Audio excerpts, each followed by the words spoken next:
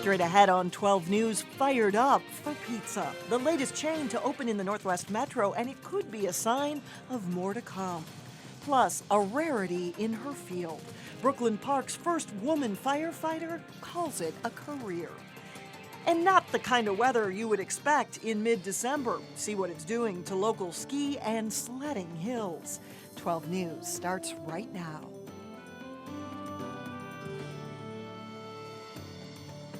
Thanks for joining us. We will have more on those stories in just a moment. But first, a home in Golden Valley destroyed after a fire early this morning. 9 area fire departments were called to battle the fire at the home on Parkview Terrace. No one was inside the home at the time. A neighbor called 911 after seeing smoke coming from the house. When firefighters arrived, they could see the fire from a half-mile away. Fire crews say at one point there was an explosion that sent a large fireball 100 feet into the air. One firefighter was taken to the hospital for a minor leg injury, and fire investigators are trying to determine the cause. A second person is now charged in a bar attack that killed a Crystal man. That person, a 26-year-old woman, is charged with aiding and abetting. The person who died, John Hillstrom, was assaulted in June at Outtakes Bar and Grill. He was in hospice care when he died last month. Hillstrom was 36 years old. One of the men accused of punching Hillstrom, 29-year-old Christopher Gant, is in police custody. He's scheduled to appear in court later this week. A second man seen punching Hillstrom remains at large. Meanwhile, a Brooklyn Park man accused of killing his infant son was scheduled to make his first court appearance today. Police were called to this home on 74th Court North last Tuesday for a report of a 1-year-old boy not breathing. Medics found the baby with injuries to his neck and chest, and charges say they were the result of his father punching him because he was crying. Reggie Harper fled the scene. He was arrested last Thursday, hiding under a bed in the home. Charges filed last Friday say Harper's older son was taken to North Memorial last week, also for injuries suspicious for child abuse. We do not know the current condition of that child, but the Hennepin County Attorney's Office confirmed that he is not in his mother's care. A hearing is set for December 23rd to try and terminate her parental rights. Rainy conditions and temperatures in the 40s were a welcome break for people with the winter blues, but that wasn't the case for businesses that depend on cold and snow. Officials at Elm Creek Park Reserve had to close all of the downhill activities Monday morning. Maintenance crews said the deteriorating conditions brought about by the rain and the warmer weather created a safety concern. On the bright side, though, the early part of the week isn't exactly a peak time for business. We have some teams and things that come out on weeknights, but usually Monday, Tuesdays are a little slower, business-wise anyways, so we are kind of fortunate that it just happened to be an early weekday situation, and we should be back in business for the busy weekend. And park employees say there is still enough snow on the ground to keep the ski trails open, and with colder temperatures in the forecast, they hope to make snow over the next couple days and reopen the downhill activities by Wednesday. Brooklyn Park is looking for volunteers to help plan the 5 light rail stations to be located in Brooklyn Park. The plans will look at how each transit station fits into the surrounding neighborhood. The groups will be made up of residents and local business leaders. The first station that they'll focus on is the one to be located at Brooklyn Boulevard. MNsure is extending the deadline to enroll for health insurance that would take effect on January 1st. You now have until December 20th to enroll. So far, more than 12,000 people have bought private policies for 2015 through the MNsure exchange. Officials said the reason for the extension is not technical issues. Instead, they want to allow Minnesotans who qualify for financial help through MNsure more time to sign up. MNsure was launched through the Affordable Care Act, which requires almost all Americans to have health insurance or pay a tax penalty. A Brooklyn Park firefighter is making history. Laura Wing is the first female firefighter to serve 15 years in the department, and she'll retire at the end of the month. Reporter Sonia Goins has more on her legacy. One day I drove by the sign out front, big arrow saying firefighters wanted, and at that time I thought, I'd like to do that. For 15 years, Laura Wingy has put her life on the line. The diversity in Brooklyn Park makes it all the funner. I mean, you walk into homes for a medical and never know what you're going to get, and that's the fun part. The longtime Brooklyn Park resident says she's seen a lot of changes since when she first joined the department. When I started, I was reading a map, and now I have an iPad in the truck. Laura served in the Army before becoming a firefighter in 1999. I had a lot of leadership before I even started this job. She says being a female firefighter can be physically challenging. Especially being a woman, you might not have the upper strength, but you learn to work on it. Never had a doubt whether she could do the job or not. Her fellow firefighters say they'll miss her strong work ethic and her funny personality. I think Laura's unique ability is that she uses a lot of humor. She's always got a smile on her face. Early this month, the department honored Laura. She is historically was the first female to make 15 years on our department. It was quite the accomplishment. Here, looking at the 15-year Brooklyn Park Fire Department ring. Laura says she'll enjoy her weekends off when she retires, but once a firefighter, always a firefighter. Somewhere in the back of my brain, I'll listen for the sirens running around Brooklyn Park, as I am a resident. In Brooklyn Park, Sonia Goins, 12 News. Laura is one of 4 female Brooklyn Park firefighters. Her last day on the job is December 28th. A Crystal woman has helped make the holidays a little brighter for more than 200 families across the metro. Several weeks ago, we told you about Tanya Nelson, a letter carrier who started a Facebook group to match families in need with families willing to help. As of today, 202 families have been adopted for Christmas. The helpers have provided toys for children and winter clothing and other necessities for families unable to afford it. Nelson said she's learned a lot in the last few weeks and will make some changes for next year, but she is glad she could help spread some Christmas cheer. Coming up, another piece to the local pizza pie. We stop by a new Maple Grove pizza place that's part of a growing trend. Then later in sports, Maple Grove takes on Elk River in an early season gymnastics meet. But first, a record high temperature in the Twin Cities early this morning. It was 51 degrees. Tuesday, winter returns.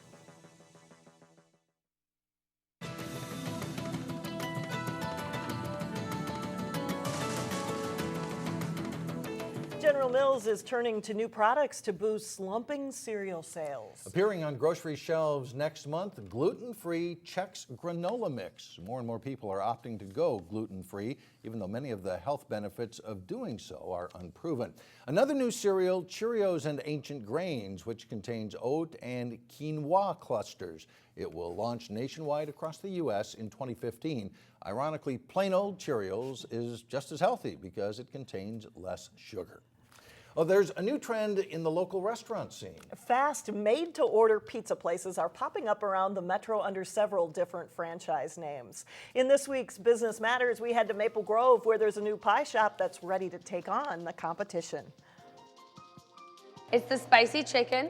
We'll get olive oil and put olive oil on the whole thing. Less than a week old, Maple Grove's latest fast casual pizza place A little bit of gorgonzola gives it a nice flavor. is all fired up about bringing made-to-order thin crust personal pizzas to Main Street. When you're fast casual, you're coming in, you're getting out, which most people want. They don't want to order a pizza and wait 45 minutes for it. This is the third Pieology to open in Minnesota within the last 3 months. Minnesota Vikings offensive lineman Matt Khalil is behind the effort with plans to open 11 more in the state. Matt owns the whole franchise rights to the state of Minnesota. So out here, we'll have 14 stores. Part of the appeal of Pieology is in the numbers. Their 11.5-inch personal pizza comes with unlimited toppings for less than $8, baked in under 4 minutes. The business faces plenty of competition in the fast casual pizza category in Maple Grove alone.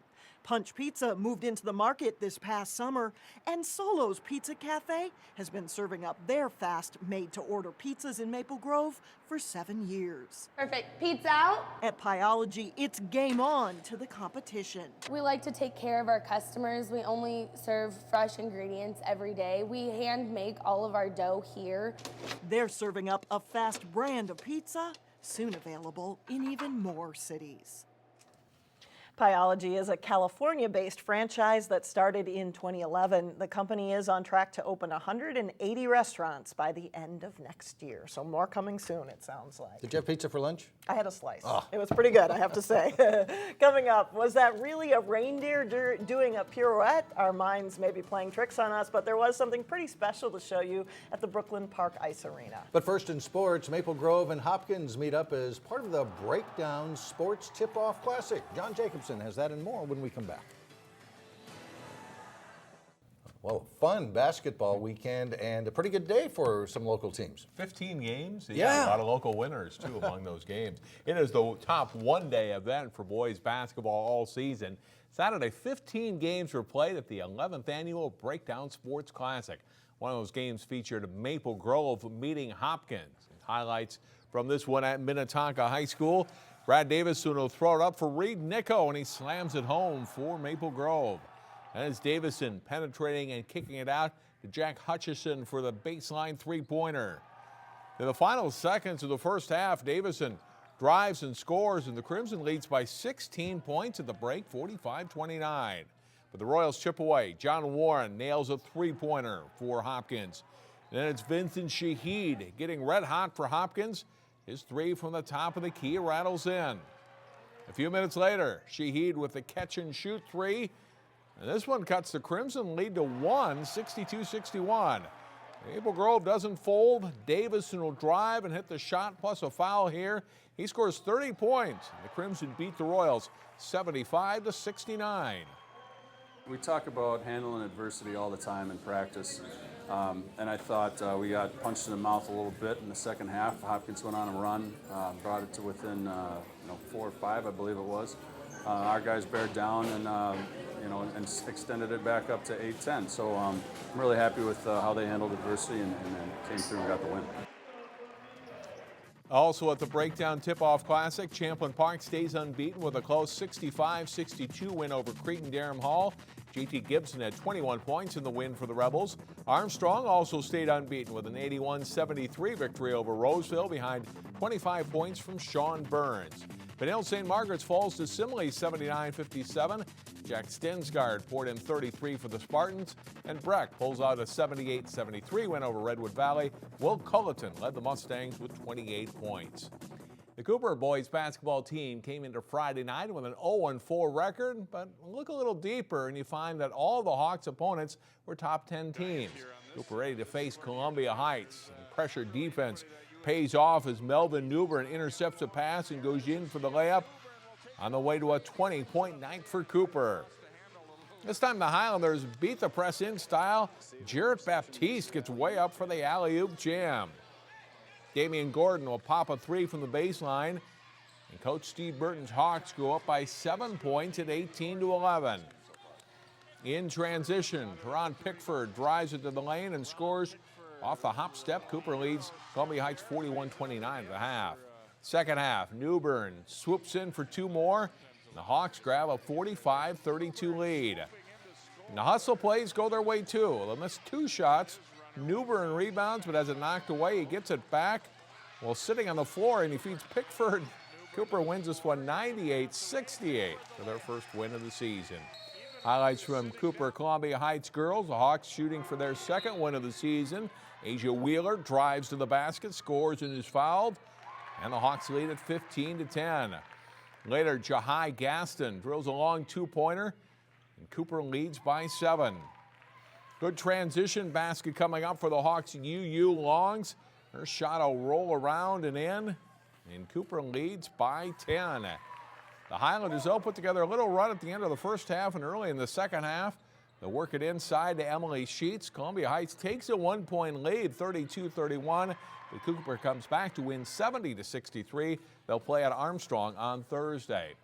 Most high school gymnastics teams are into their third week of competition for the season. The Maple Grove girls should be improved this season. The Crimson hosted Elk River Zimmerman in a Northwest Suburban Conference meet. This is Maple Grove's Allie Corbel. She scores a 9.225 on the vault, best in the meet. Team score on the vault, Maple Grove 34.175.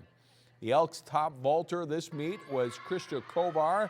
She lands with a score of 8.775. On to the uneven bars and Maple Grove's Kate Acey. She'll score an 8.125. That ties her for second best in the meet. To the balance beam, Maple Grove's Natalie Young will keep her balance, and she's awarded a score of 8.375, second best for Maple Grove. Corbel is the top gymnast in the meet, winning all 4 events. She scores an 8.85 on the balance beam. Maple Grove scores 133.65 for the meet. That's 5+ points better than Elk River Zimmerman. Saturday at the 8-team Champlin Park Invitational, it's the host Rebels winning, scoring 135.115, a little less than 2 points more than runner-up Maple Grove. Park Center comes in third, Osseo is 8th. Taylor Gakeen of Champlin Park is the medalist. And let's look at sports for today. All right, thanks a lot, John. Welcome. Still ahead, Jingle Bell Rock in figure skates. We'll be right back.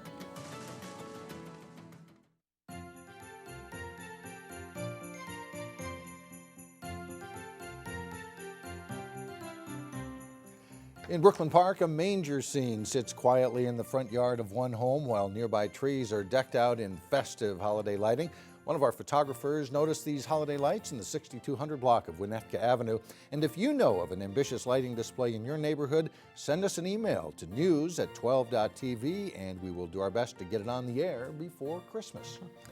Finally, all I want for Christmas is a pair of figure skates. That's right. The Three Rivers Figure Skating Club dazzled an audience in Brooklyn Park this weekend. They choreographed their own show to Christmas songs. Photojournalist Ben Kroll captured all the spinning and twirling.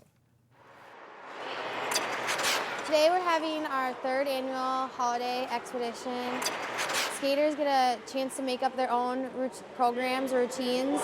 We did 2 giant presents. I thought like the Nutcracker would be interesting. There's actually like a little fight type thing with like a sword. We thought it'd be fun. Being a figure skater is a lot harder than most people think, mentally and physically. We each have a solo spin, so we really have to focus. Lots of spins and jumps in our programs. We practice it like two to 3 times every day we skate together. And you just make your own program up and choose your song. We're skating to Rockin' Around the Christmas Tree.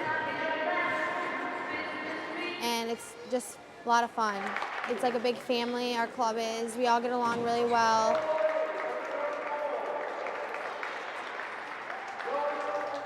And that was photojournalist Ben Kroll. This was the 3rd annual holiday exhibition put on by the Three Rivers Figure Skating Club. They make it look easy, but you know it's not easy. They put a lot of work. Hours and hours into that. You know, you and I go out there, forget it. We're down on the ground. That's right.